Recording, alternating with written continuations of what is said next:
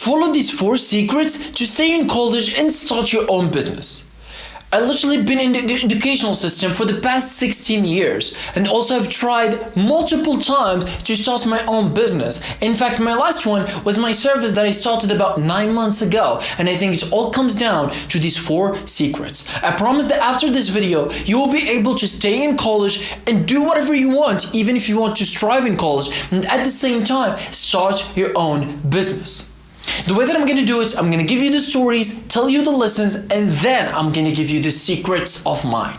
So, follow me with this one, it will all make sense in a second. So when I was young, I've been always in the educational system while doing a lot of entrepreneurial activities, let's say. Okay, whether that being selling stuff to my friends in my neighborhood, whether that being fireworks or just whatever game we're playing, and also selling water in the sheep season where everybody's buying sheep midsummer. Probably that would be a good idea. Also selling ice to the people that sell juices, cold juices. Obviously they need ice. I'm going to be the furnisher for that ice. All of these businesses, I started at the age of 6 years old. Not 6, but like 7, 8, 9 years old. Something like that. So those gave me the experience that made me be able to do other ventures in the future. I would say my first one that I actually made something was in my last year of high school. I said that I'm gonna change this time, and I decided that I'm gonna change my life trajectory because I want to. So I was studying in the last year of high school, which is the hardest year in the educational system of 12 years. We're talking about the hardest national exam you will get. If there's one thing that I learned from that is hard things subjectively. So I was doing that at the same time. I was literally creating content, I was making YouTube videos, I was training all the time, and most importantly, I was starting my own business. My business at first, it was my first, let's say, semi-good business model, which is literally do e-commerce, but on a very small scale. So instead of doing ads, doing all of this stuff, I just used marketplace, and I bought the cheapest stuff that I can afford, that I thought I can sell, and I like, and I think are interesting and make sense. So as an example, I bought band-aids. I said, this is awesome, I have hair, I know how that is important, and how I can sell it, because it's my problem, I solve it myself, and that's why I'm going to solve it for people. And the same thing I did for other stuff. Okay, so also as an example, Valentine's Day bracelets, one for you, one for her. Nice, that's something I did. I also bought some rings, also bought something else, I don't remember, but I think rings, I'm pretty sure I bought a box of rings, it has like 20, I didn't sell any of them. Probably sold one for like penny, I don't know, but it was not very good of an investment. The thing is, you want to get from this is, I just went all in. And keep in mind that at the time I was reading all the books, whether that being about habits, whether that being rich dad, poor dad, I was doing all of the different stuff. And you say to yourself, okay, what is the most important thing that I learned from actually starting a business while staying in the hardest year in 12 years of school? I'm going to tell you, okay? I learned that hard things are hard for a reason. Our hard things are hard not only subjectively, but because nobody is willing to do them. And luckily, that happened to be the definition of success. Not something crazy, you just search it up and you'll find that success is literally doing something that people are not willing to do, unable to do, or afraid to do, can't or won't do. That's it. So if you're going to do something that is way difficult than most people, that most people are afraid or can't do, obviously you can get some benefits of that, and you can literally just get the benefits whatever are there. So whether that being let's say money, whether that being experience, whether that being learning, knowledge, whatever it is, or just applying what you're reading, right? So the rich dad, poor dad at the time was telling me to just learn, not earn. But I was earning a little bit. The thing is, those business ventures actually helped me because they gave me the experience of which I used as an example 9 months ago when I started my service. I realized, well, I am in a bad financial situation and I have to get it. I have to make some money. So I started the service. It was slow. Everybody criticized me for it. Everybody said it will never work. Even the customers Said it won't work. Said your prices are so cheap. They don't understand that there's process of making a service, of making a business. Of course, I'm not going to start with a luxury thing. I'm not Elon Musk. I don't have budget. I don't have cash flow, and I don't have knowledge. First, I'm going to start with something cheap, get the knowledge, get the feedback. Then I can better my product, better my service. Then I can do a luxury and a high ticket thing. But if I'm going to start with a high ticket product without me having the experience, no, I'm not going to do that. Because that's also fraud, by the way. And also you will not be able, because the math doesn't math in this equation. So what you want to do, start your service, especially if you're going to do something for a long time. Like when you do Valentine's Day bracelets, you know that that's going to be for about 1 month. Okay, but if you're gonna literally open a service, you are looking for long-term relationships. You're looking for something that you can do for like at least few years, right? And in order for the service to survive, you have to do certain things. You have to build the foundations right, everything. And one part of the foundation is your skills, especially as a one showman. Obviously, if you have cash flow, you can sort of play with that. You hire VA, virtual assistant, or you hire someone better if he has specified knowledge. So I think that all of this comes down to, if there's one thing that I learned from starting my service about 9 months ago and still running until now, is really just put your head down and work and look at the statistics.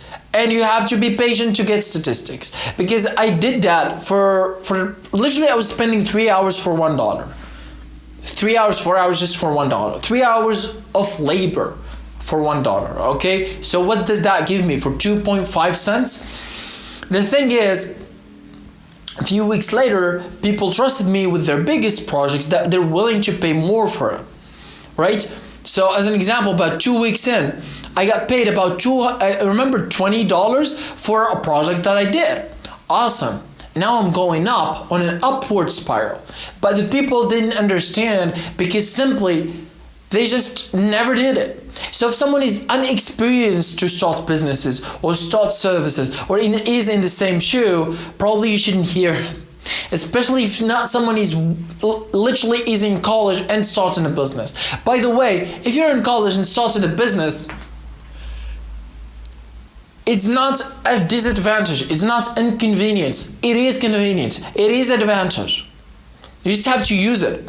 In fact, most of the projects, most of the products, most of the companies that you know are right now succeeding are made by people in their college years.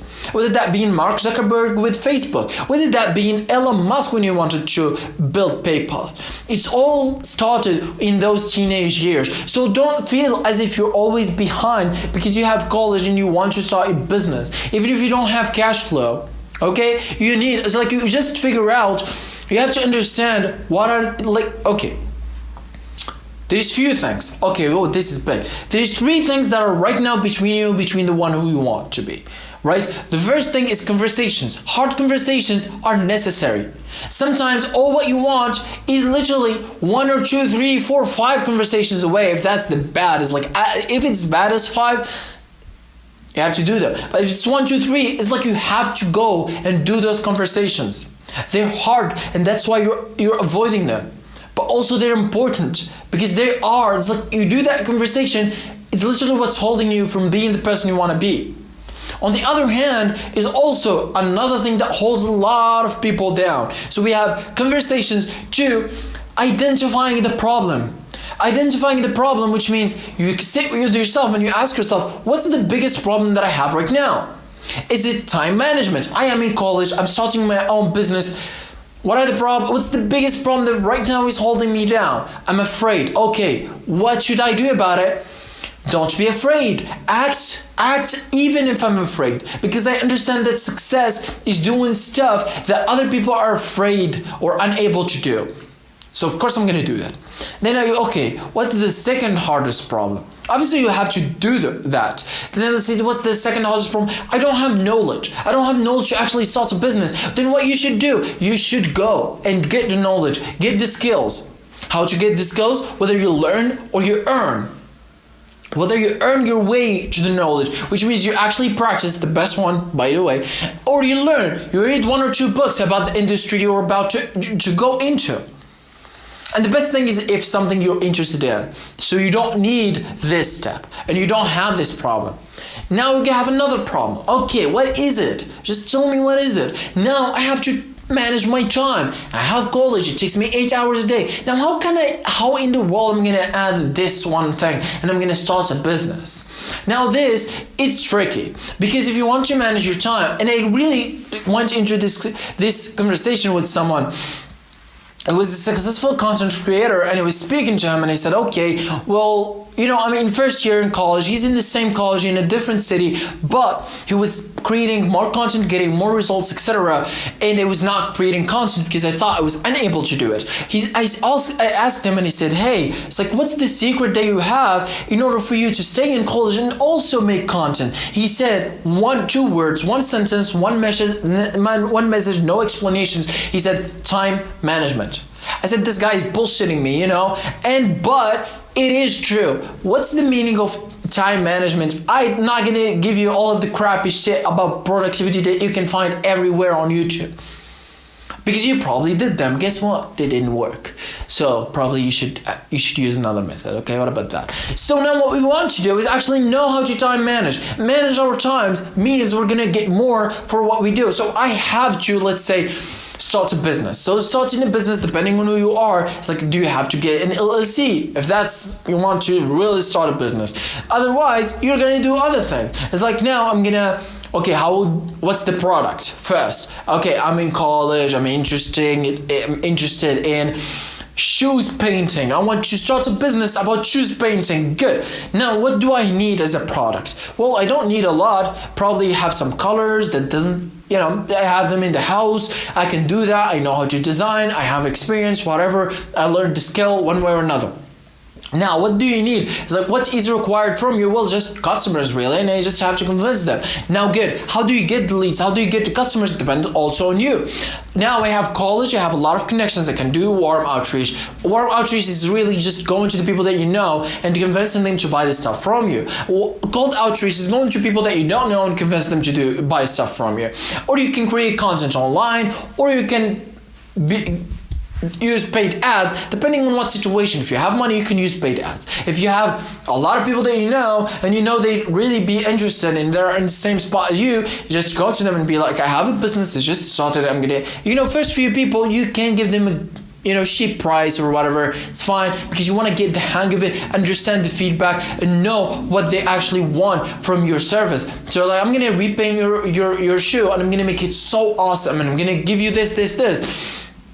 You're gonna walk in the class, everybody's gonna look at you, everybody's gonna tell you from where you bought it, and you're gonna say, well, it's not available, it's just one piece shoe, whatever. It's like you develop sales script, you go and you do 1, 2, 3, it's like 100, and then you see it's like which ones works, and you repeat that, etc.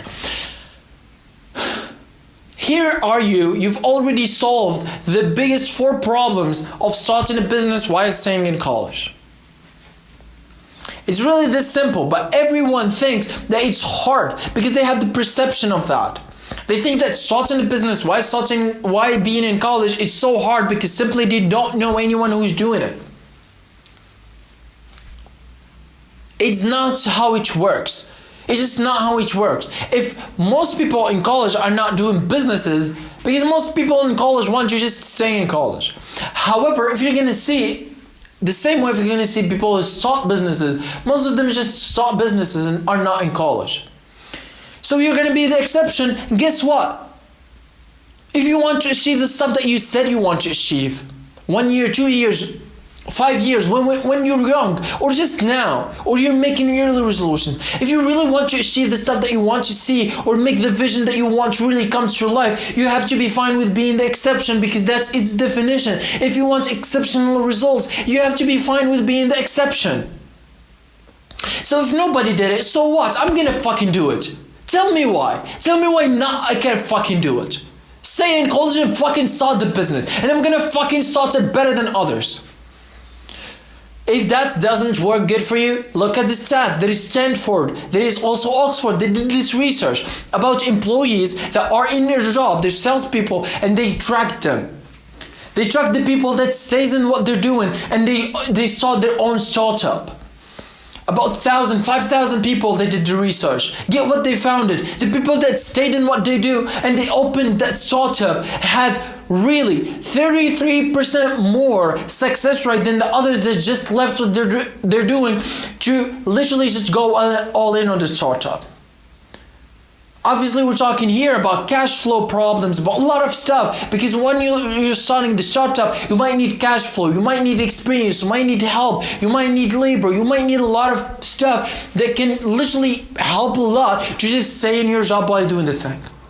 In college, you will say, well, don't have cash flow. You will have cash flow. Okay? If you don't have cash flow, you will have something that will help you to be better at there. What are classes you're taking? Don't you think that the classes you're taking aren't helping you in starting a business? If you study finance, apply the finance in there. If you study psychology, apply the psychology in there. If you're studying anatomy, learn about how to make anatomy work in your business. Just learn. Whether that be in physiology, how hormones work, how stuff work, and use that in your marketing, in your targeting, in your talking to customer.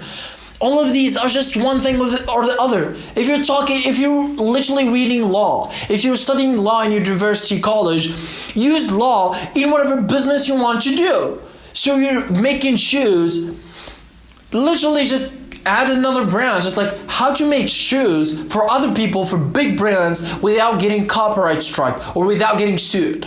Something like this might be interested, or simply just to protect yourself from that. So you will use the law that you know as like about copywriting, about how that works, and you're gonna apply it in the shoes industry, the shoes painting industry. So you're gonna use your college literally for your business. So in that business industry, you will have the unfair advantage against anyone else and everyone else who does not do what you do. Because probably a lot of people, if that actually works, a lot of people will make that mistake because they simply don't know what's the actual secret. They think that, well, there's no trouble in just painting famous shoes and selling them. And you say, no, well, that's copyright strike. Whatever it is, you use what you know. So, I'm going to give you even more. I'm going to give you a story here. So, for me, when I started my service, right? I started my service about 9 months ago. The unfair advantages that I used is all of them. When I started this brand, when I started YT Galaxy, what did I say to myself? I said to myself, what are the things that I have unique and other people don't? What makes me special? What is something that I love doing? I said, well, I speak English, that's awesome. 2, what do? I'm in nursing college. Cool, that's good. What's the other thing? I make YouTube videos. How can I combine them? Is make YouTube videos in English about nursing school, nursing college. That's literally my first 30 videos or so. We're just about nursing college, just regurgitating basically the lessons. Saying the lessons, saying tips, saying what happened to me, the stories, whatever that is. But that gave me the push that I needed. You understand? So you don't start from the others, you start from you. Instead of doing something that you have no clue about, you start about stuff that you know how to. You have the advantage in. You understand? There is a reason I was talking to this content creator. This is the first time me actually speaking, and I know he doesn't also say it publicly.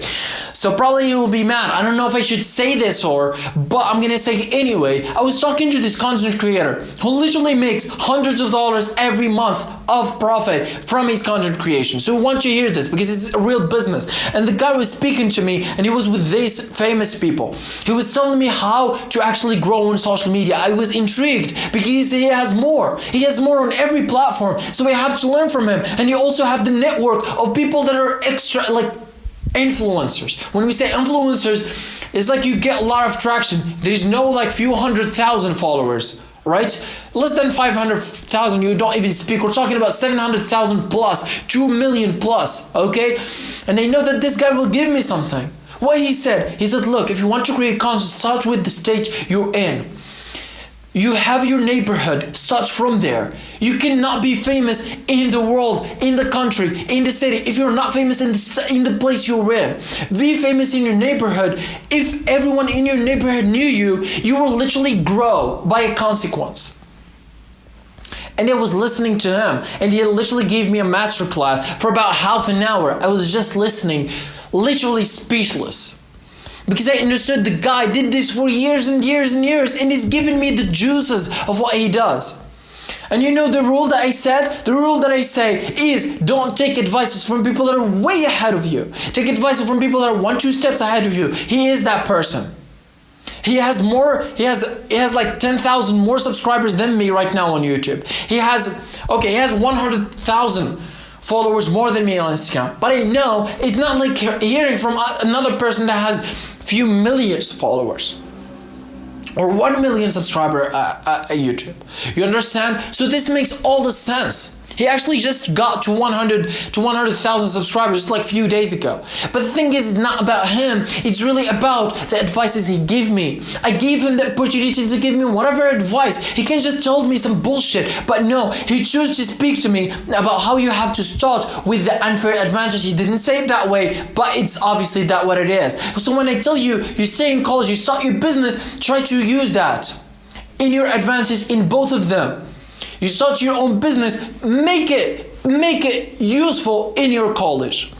Your shoes, make your teacher shoe. Make a presentation about the relationship between your subject of matter, your studies, and shoes. Because you have more subject of matter, you have more knowledge in what you do. And network with people that wear shoes, that wants to make more shoes. Use your college to market, and use college to make your business better. So you're gonna make, as an example, as a marketing strategy, you're gonna make shoes that are best optimal for college students. And you can do that. And that's how you do it. So as I promised, now you are able to start a business while staying in college at the same time, and you really can do whatever you want, the way you want it, and you can continue for a very long time. And the good thing about it is you can do it now immediately. You don't need anything else. And what you've seen here, you can never unseen. So you might subscribe.